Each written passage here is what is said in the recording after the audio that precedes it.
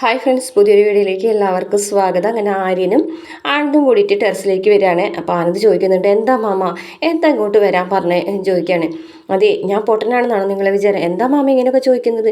ഇന്നത്തെ ഇഡ്ഡലി എങ്ങനെയുണ്ടായിരുന്നു? അപ്പോൾ ആര്യം പറയും, കുഴപ്പമില്ല, എന്തോ ഒരു ടേസ്റ്റ് വ്യത്യാസം ഉണ്ടായിരുന്നല്ലോ എന്ന് മാമൻ ചോദിക്കുകയാണ്. അത്ര വലിയ കുഴപ്പമൊന്നും ഉണ്ടായിരുന്നില്ല. അതെ, ഞാൻ ആര്യനെ ഒരു കാര്യം പറഞ്ഞിട്ടുണ്ടെന്ന് പറയും. ഇവിടെ ആരുമില്ലല്ലോ, മാമൻ എന്ത് ഇത്ര പതുക്കം പറയുന്നതെന്ന് ചോദിക്കാൻ കേട്ടോ. അതല്ല, ആര്യനെ ഞാനൊരു കാര്യം ഏൽപ്പിച്ചിട്ടുണ്ട്. അവനൊരു സാധനം ഇപ്പോൾ കൊണ്ടുവരും. സാധനം എന്ത്? പൊറോട്ട എന്ന് പറയട്ടോ. പൊറോട്ടയോ? അപ്പോഴേക്കും ആര്യൻ്റെ മുഖം അങ്ങോട്ട് വികസിച്ചിട്ടാ. അപ്പോൾ ആൻ്റെയാണെങ്കിൽ ഒട്ടും ഇഷ്ടപ്പെടുന്നില്ല. എനിക്കിതൊന്നും വേണ്ട, ഞാൻ പോകാം. നീ നിനക്ക് ഇഷ്ടപ്പെട്ട ഒരു തട്ടുകടയില്ലേ, ആ തട്ടുകടയിൽ നിന്നാണ് പൊറോട്ട വാങ്ങിക്കുന്നത് ആര്യം. അതെ, നമുക്ക് 4 പേർക്കുള്ളത് വാങ്ങിച്ചിട്ട് വരും. ആ പൊറോട്ടയും അതിൽ ചാറ് മുക്കി അങ്ങോട്ട് കഴിക്കും, എന്ത് ടേസ്റ്റ് ആയിരിക്കും. അപ്പോഴേക്കും ആനന്ദ് പിണങ്ങി പോകണിട്ടോ. എനിക്കൊന്നും വേണ്ടാന്ന് പറഞ്ഞു. പെട്ടെന്നാണ് ഒരു പൊതി കാണുന്നത്. പൊതിയുമായിട്ട് ആര്യം നിൽക്കുകയാണ്. അപ്പം എന്താണെന്ന് വെച്ചാൽ ഇങ്ങനെ വന്ന് മണത്ത് നോക്കുകയാണ്. അപ്പോൾ അടിപൊളി മണം. അപ്പോൾ വേഗം തന്നെ എല്ലാവരും പ്ലേറ്റിലിട്ട് കഴിക്കുകയാണ് പൊറോട്ടയും ചിക്കൻ കറി. അപ്പോഴേക്കും മീനും അവിടേക്ക് മിത്രയും വരുന്നുണ്ട്. എന്നിട്ട് മിത്രയും മീൻ ചോദിക്കുകയാണ്, അടിപൊളി പൊറോട്ടയും ചിക്കൻ തിന്നാണല്ലേ എന്ന് പറയട്ടോ. അപ്പോഴേക്കും അവിടേക്ക് ദേവി വരികയാണ്. ദേവി ഇങ്ങനെ എത്തിച്ച് നോക്കുകയാണ്. അപ്പോൾ എത്തിച്ച് നോക്കുമ്പോൾ എന്താണെന്ന് മനസ്സിലാവുന്നു. വേഗം തന്നെ ഇടയിൽ കൂടെ ചാടി വന്നിട്ട്, എന്താ ഇവിടെ എല്ലാവരും കൂടിയിട്ട് പൊറോട്ട ചിക്കനോ, എന്താ അത് ആനന്ദേട്ടാ നിങ്ങളോ എന്ന് ചോദിക്കുകയാണ് കേട്ടോ.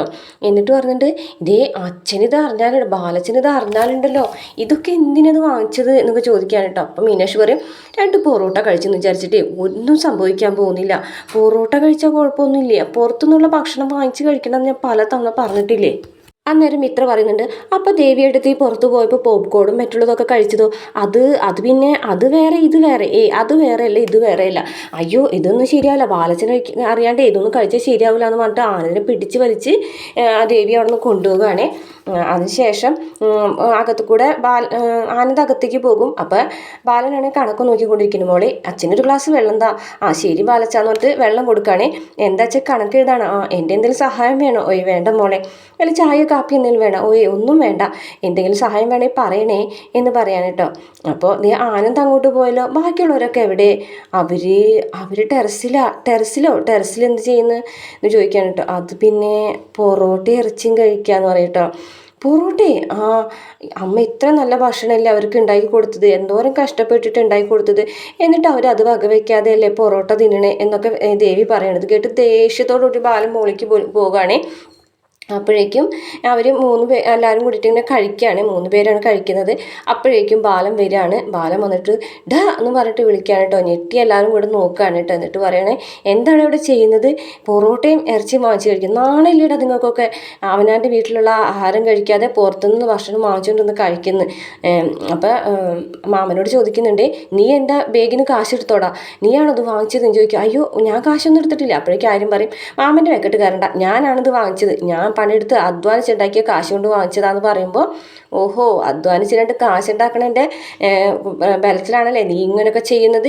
നീയോ വഴി തെറ്റി നശിച്ച് നാരായണക്കല്ലെടുത്തു, ഇവരും കൂടെ നശിപ്പിക്കാനാണോ നീ തീരുമാനിച്ചിരിക്കുന്നതെന്ന് പറഞ്ഞിട്ട് ദേഷ്യത്തോട് കൂടിയിട്ട് നാണം കെട്ടവന്മാരെന്ന് പറഞ്ഞിട്ട് അവിടെ നിന്ന് പോകുകയാണ്. അപ്പോൾ ആര്യം പറയും, നിങ്ങൾ ഇതൊന്നും കാര്യമാക്കണ്ട, നിങ്ങൾ കഴിച്ചോ. അപ്പം മാമൻ പറയും, എടാ ആര്യ, ഇതിന് നിനക്ക് വഴക്ക് കേട്ടില്ലേ ഞാൻ കാരണം, അതൊന്നും പ്രശ്നമില്ല, മാമൻ കഴിക്കി എന്ന് പറഞ്ഞിട്ട് അവർ കഴിക്കുകയാണ്.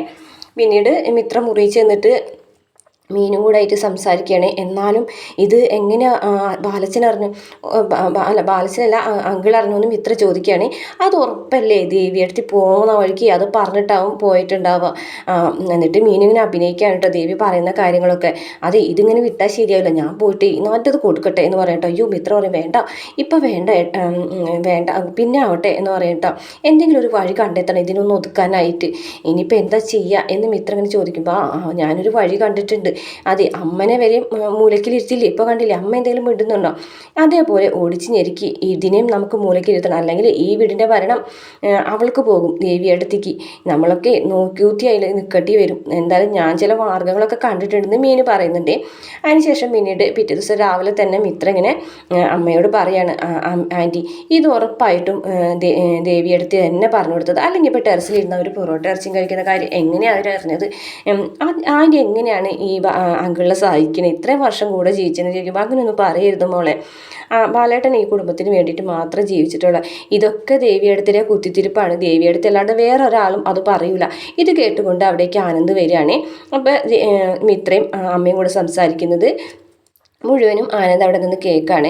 ഇതിപ്പോൾ എന്താവും കാര്യം, ഇതിപ്പോൾ വേറെ ആരും പറഞ്ഞിട്ടല്ല അറിഞ്ഞത്, നമുക്ക് നന്നായിട്ട് അറിയാം. ദേവിയെടുത്ത് തന്നെയാണ് ആ പൊറോട്ട ഇറച്ചിയും കഴിക്കുന്നതിൻ്റെ കാര്യം അങ്കിളുടെ ചുവട്ടിലെത്തിച്ചെന്ന് പറഞ്ഞിട്ടോ. ആനന്ദ് അവിടെ നിന്ന് പോകാൻ പോകുമ്പോഴേക്കും പെട്ടെന്ന് കൈതട്ടി ഫ്ലവർ വേഴ്സ് താഴെ വീഴാണ്. അപ്പോൾ ആനന്ദ് അവിടെ നിന്നിരുന്ന കാര്യം അവർക്ക് മനസ്സിലാവാണ്. അപ്പോൾ ആനന്ദ് വന്നിട്ട് സോറി, നിങ്ങൾ പറയണത് കേൾക്കണമെന്ന് വിചാരിച്ച് നിന്നതല്ല, പക്ഷേ വന്നപ്പോൾ പറഞ്ഞത് കേട്ടുപോയി, സോറി എന്ന് പറഞ്ഞിട്ട്. അയ്യോ വലിയേട്ട് സോറി ഒന്നും പറയണ്ട. അപ്പോൾ അമ്മ പറയുന്നുണ്ട്, മോനെ ദേവി പറയുന്ന പല കാര്യങ്ങളും നമ്മൾ പറയേണ്ടെന്ന് വിചാരിച്ചിരിക്കുന്ന കാര്യങ്ങളിൽ പറയാൻ വൈകിയ കാര്യങ്ങളൊക്കെ ബാലേട്ടൻ്റെ ചുവട്ടിൽ എത്തിക്കുന്നുണ്ട് ദേവി. അതൊക്കെ മിത്രയ്ക്കാണ് പ്രതികൂലമായിട്ട് ബാധിക്കുന്നത്. മിത്രയാണ് അതിൻ്റെ ഫലങ്ങളൊക്കെ അനുഭവിക്കേണ്ടി വരുന്നത് എന്ന് പറഞ്ഞിട്ട്. അപ്പം മിത്ര പറയും, ഏട്ടാ എനിക്ക് പേടിയാവണം, ഒരു പേടി മനസ്സിൽ വെച്ചിട്ടാണ് ഞാനിപ്പോൾ ഇവിടെ ജീവിക്കുന്നത് തന്നെ. പല കാര്യങ്ങളും ഞാൻ പറയാൻ വൈകുകയോ അല്ലെങ്കിൽ പറയാതിരിക്കുകയോ ചെയ്യുമ്പോൾ അതൊക്കെ അങ്ങളുടെ ചുവട്ടിലെത്തിക്കുകയാണ് ദേവിയെടുത്തി എന്ന് പറയും.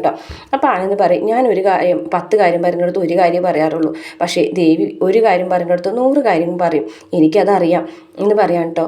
അപ്പോൾ ആനന്ദ് പറയും, ഇനി ദേവിനെ കൊണ്ട് നിങ്ങൾക്ക് ഒരു ബുദ്ധിമുട്ടുണ്ടാവില്ല, ഞാൻ നിങ്ങളോട് വാക്ക് തരാണ്, മാത്രമല്ല ഞാൻ അവൾക്ക് വേണ്ടി മാപ്പ് ചോദിക്കുകയാണെന്നൊക്കെ പറഞ്ഞിട്ടാണ് കേട്ടോ ആനന്ദ് അവിടെ നിന്ന് പോകുന്നത്. അപ്പോൾ മിത്രയ്ക്ക് വിഷമാവുന്നുണ്ട് കേട്ടോ. വേണ്ടായിരുന്നു, ഞാൻ പറഞ്ഞതൊക്കെ ആനന്ദേട്ടൻ കേൾക്കുകയും ചെയ്തു, സാറില്ല, അവൻ്റെ ഭാര്യയുടെ നാവിൻ്റെ കാര്യങ്ങളൊക്കെ അവനും ഒന്നും അറിയട്ടെ എന്ന് അമ്മയും പറയുന്നുണ്ട്. പിന്നെ അമ്പലത്തിൽ പോയിട്ട് വരുന്ന വഴിക്ക് ദേവിയും ബാലച്ചനും കൂടിയിട്ട് കണ്ടുമുട്ടാണ്. മോളെ ദേവി, നിനക്കപ്പോൾ ആരെങ്കിലും കൂടെ കൂട്ടായിരുന്നില്ല അമ്പലത്തിൽ? ഞാൻ എല്ലാ ചൊവ്വാഴ്ചയും പോകാറുണ്ട് വെച്ചാൽ ദേവി ക്ഷേത്രത്തിൽ, അപ്പോൾ ആരെങ്കിലും ഒന്ന് കൂട്ടി വരായിരുന്നില്ലേ? അതിൻ്റെ ഒന്നും ആവശ്യമില്ല, എന്തിനാ ആരെങ്കിലും ബുദ്ധിമുട്ടിക്കുന്നതെന്നൊക്കെ പറയുകയാണ്. അതിന് ശേഷം പറയും, മോളുടെ അനിയത്തി എന്തിനാ ഇപ്പോൾ പഠിക്കുന്നത്? അവൾ BCom സെക്കൻഡ് ഇയറാണ്, അപ്പോൾ ജോലിക്കൊക്കെ പോകണമെന്ന് ആഗ്രഹം ഉണ്ടോ എന്നൊക്കെ ചോദിക്കുമ്പോൾ അവൾക്ക് ജോലിക്ക് പോകണമെന്ന് ആഗ്രഹം. മോൾക്ക് ജോലിക്കൊന്നും പോകണ്ടേ എന്ന് ചോദിക്കുകയാണ്. എനിക്ക് ജോലിക്കൊന്നും പോകണ്ട, എനിക്ക് ഇവിടെ വീട്ടിലെ കാര്യങ്ങളൊക്കെ നോക്കി അങ്ങനെ ഇരുന്നാൽ മതി എന്ന് പറയട്ടോ. അപ്പോൾ ബാലൻ പറയുന്നുണ്ട്, അതെ അങ്ങനെയാണല്ലേ, അതിപ്പോൾ വീട്ടിലെല്ലാവരും ജോലിക്ക് പോകുമ്പോൾ വീട് നോക്കാൻ ആരെങ്കിലുമൊക്കെ വേണ്ടേ? ഇപ്പോൾ മീന് ജോലിക്ക് പോകുന്നുണ്ട്, മിത്ര പഠിപ്പിനോടൊപ്പം ജോലിക്ക് പോകുന്നുണ്ട് എന്ന് പറയുമ്പോഴേ ബാലനൊന്നും ഞെട്ടാണ്. മിത്ര പഠിപ്പിനോടൊപ്പം ജോലിക്കോ? അയ്യോ ദൈവമേ, ഞാൻ അറിയാതെ പറഞ്ഞു പോലെ, പറയരുതെന്നുള്ളവർ പറഞ്ഞതെന്ന് ഇങ്ങനെ മനസ്സിലാലോചിക്കുകയാണേ.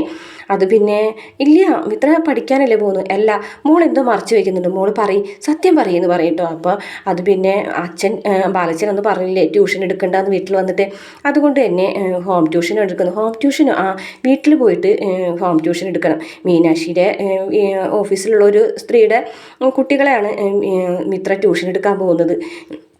എന്തായാലും അമ്മ പോലും ഇത് ബാലച്ചനോട് പറഞ്ഞില്ലല്ലോ, അതാണ് എൻ്റെ സങ്കടം.